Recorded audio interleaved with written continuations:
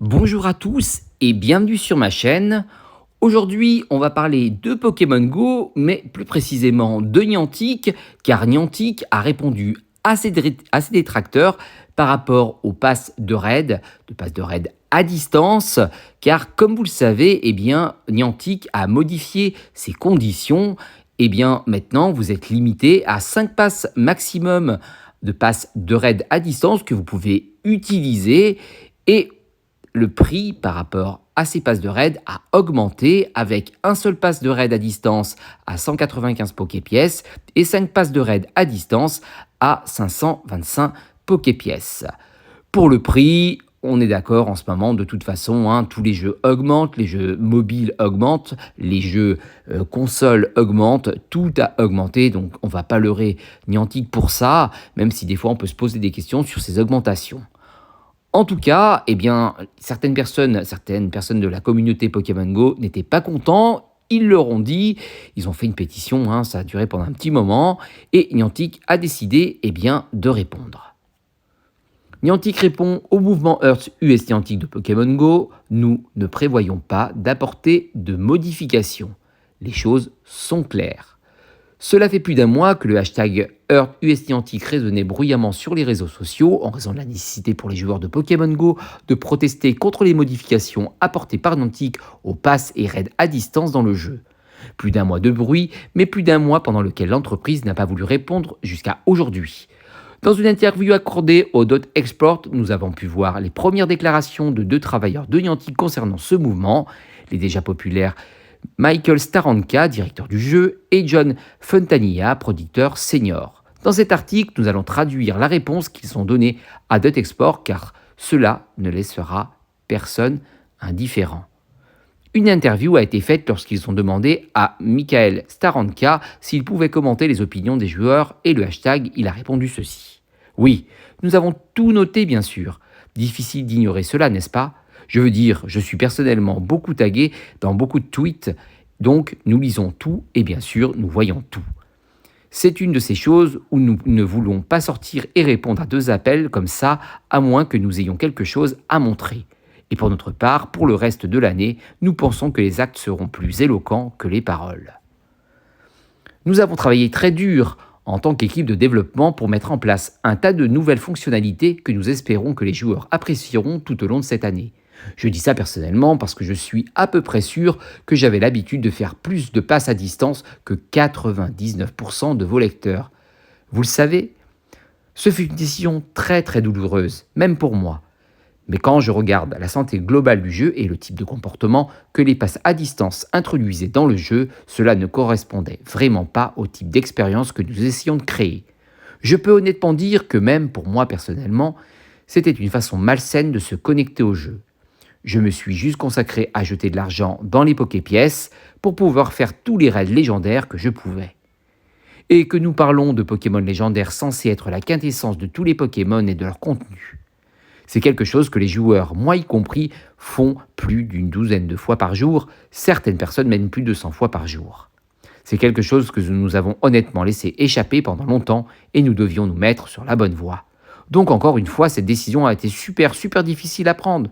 Ce n'est pas quelque chose que nous avons décidé à la légère, mais c'est quelque chose que nous estimions nécessaire pour assurer la longévité du jeu et nous assurer que nous ne compromettons pas notre mission. Et oui, nous n'avons pas l'intention de répondre directement à tout ce qui est arrivé récemment par Earth US Niantic, car nous allons nous en tenir à la décision que nous avons prise. Cependant, je suis convaincu que les joueurs verront une grande partie du travail acharné que l'équipe a mis dans le jeu au cours de la dernière année, car je pense que ce que nous avons pour 2023 va époustoufler les gens. La décision est claire. Ils nous ont lus, ils nous ont compris, mais ça ne change rien du tout. Les passes à distance resteront telles quelles, que nous le voulions ou non. Alors heureux, ça c'est US Niantic bien sûr qui l'a dit, etc. Et donc je voulais vous lire ça parce que c'était quand même important, ça fait déjà un moment que ça avait été dit par Niantic, j'ai mis du retard à vous le dire, mais je voulais quand même vous parler de cet article car j'ai trouvé ça vachement intéressant quand même par rapport à ce que dit Niantic. Je dirais que je vais vous donner mon avis par rapport à cette histoire et par rapport aux histoires de passes de raid. Bon, il faut savoir déjà d'une que les passes de raid à distance ne sont pas supprimées. Il y en a 5 minimum que vous pouvez avoir hors événement. S'il y a un événement, c'est Niantic qui décide. Ou plus, ou moins de passes de raid à distance, c'est eux qui décident. Par exemple, les augmentations de prix, est-ce qu'ils sont justifiés, justifiables? Je ne sais pas, mais après, comme je disais, tout le monde a augmenté ses prix, donc Niantic a fait la même chose. Ça, on ne peut pas aller en arrière. Pourquoi il y a eu ce souci? Eh bien, parce qu'on parlait essentiellement des gens handicapés, hein, qui ne pouvaient pas se déplacer, ou très peu, et il disait que les gens handicapés se déplaçaient un petit peu pour pouvoir faire les passes à distance, qu'ils en utilisaient pas mal pour pouvoir jouer, et que ça les arrangeait comme ça. Et ça a pénalisé pour moi, je pense, hein, plus les gens handicapés, voire même les gens légis, parce que les fly, pour eux, ça change rien, hein. Nous, on n'a pas besoin d'avoir des passes à distance, vu qu'on peut se déplacer tout seul en fly, donc il n'y a aucune importance. Donc ça, déjà, c'est un peu perdu pour leur vraie commu. Je parle de enfin, nous, les fly, on est une vraie commu qui aime Pokémon Go, mais les vrais joueurs sont les gens qui jouent la plupart du temps en légie.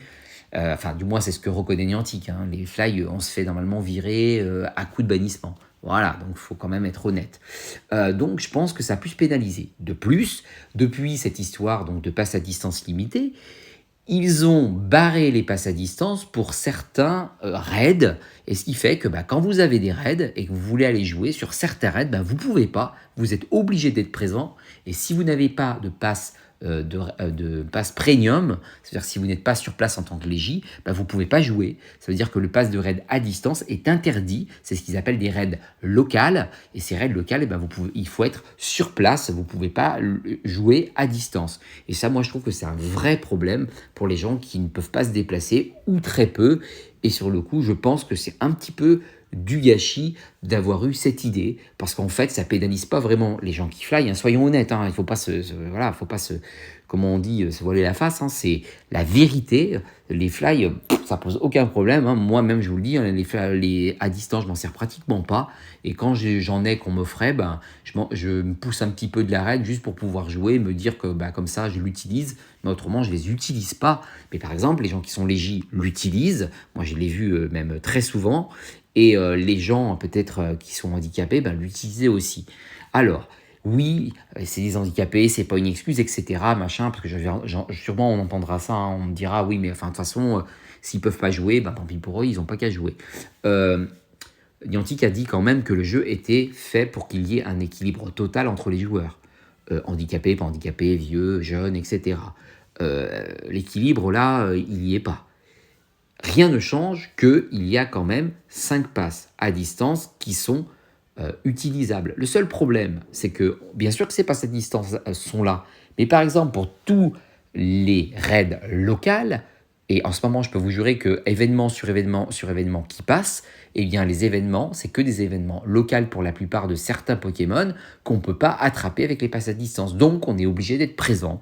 Et aujourd'hui, vous le voyez, même dans les grandes villes, moi j'habite dans une grande ville, je n'ai personne autour de moi. Je vous rappelle qu'il y a une nouvelle fonctionnalité qui a mis Niantic sur Pokémon Go qui est très intéressante, c'est le fait que vous pouvez voir le nombre de personnes qui font un raid, ce qui veut dire que vous n'avez pas, si vous voyez de loin qu'il n'y a personne, vous n'avez pas à vous dire il n'y a personne, je ne vais pas me déplacer jusqu'à là-bas. Et si vous voyez qu'il y a par exemple 5 personnes, que vous n'êtes pas trop loin, vous dites super, 5 personnes, je peux faire un raid. Ça, je trouve que c'est vraiment top de voir les nombres de têtes de personnes qu'il y a.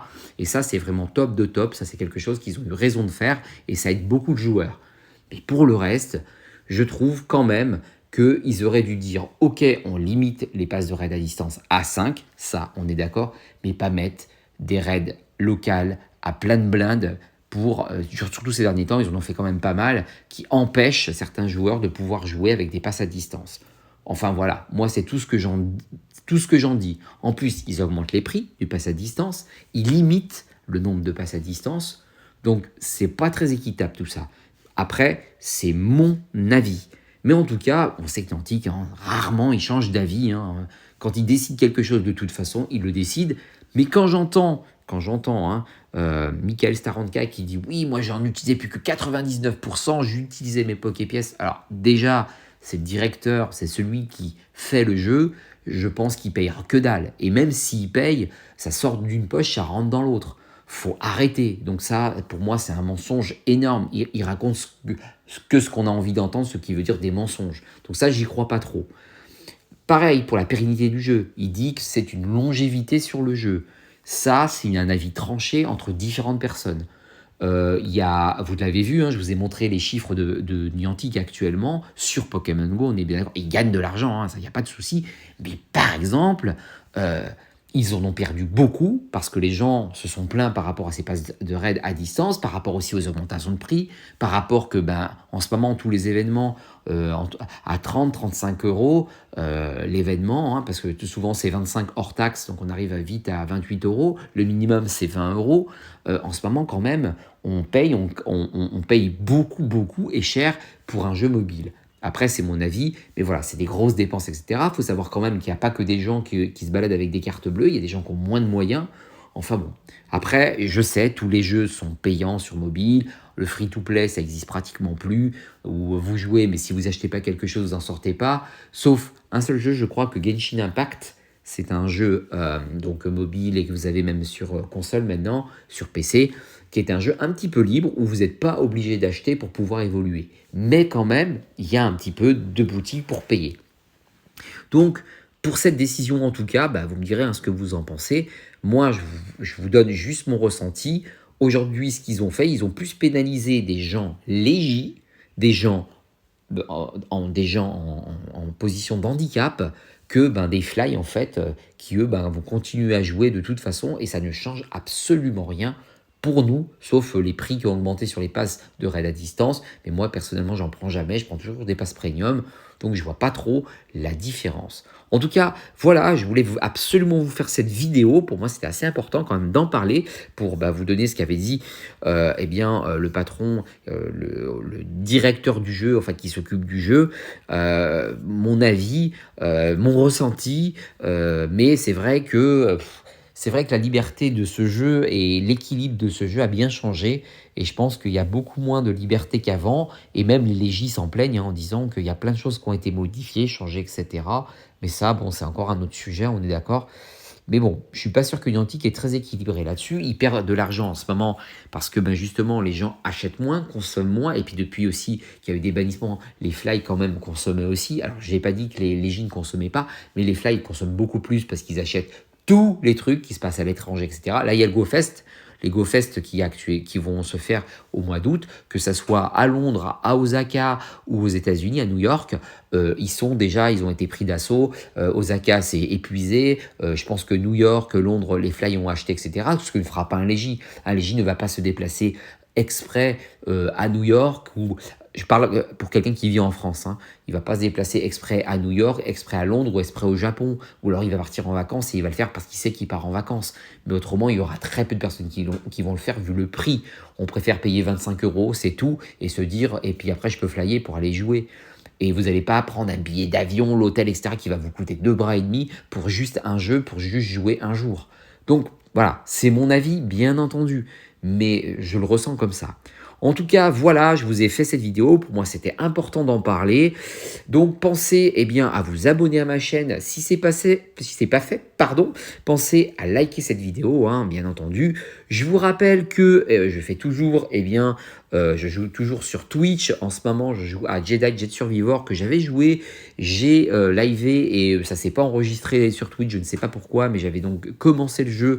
Et puis, il ne s'est pas enregistré, c'est pas grave. J'ai fait un événement Pokémon Go, l'ombre de croissance, donc la semaine dernière. On continue, hein, quand il y a des nouveaux événements, j'y participe, sauf pour des raids spéciaux, comme là il va y avoir Mewtwo, je vais y participer tout seul, je ne vais pas vous faire une vidéo exprès pour faire des raids, et uniquement quand il y a des vrais événements, et j'essaye de participer avec vous et de le diffuser sur Twitch. Donc pensez vraiment à vous abonner si vous voulez participer avec moi, et donc pensez aussi à vous abonner à ma chaîne, hein. Plus on est fou, plus on rit. Aujourd'hui vous êtes 670, 171, je suis vraiment heureux, merci de me faire confiance, merci d'être là pour moi, et en attendant je vous fais un énorme bisou, je vous souhaite un très bon week-end ou un très long week-end, parce que on arrive au lundi de Pentecôte pour ceux qui vont pouvoir se reposer, et je vous dis à la prochaine pour une prochaine vidéo. Ciao, ciao.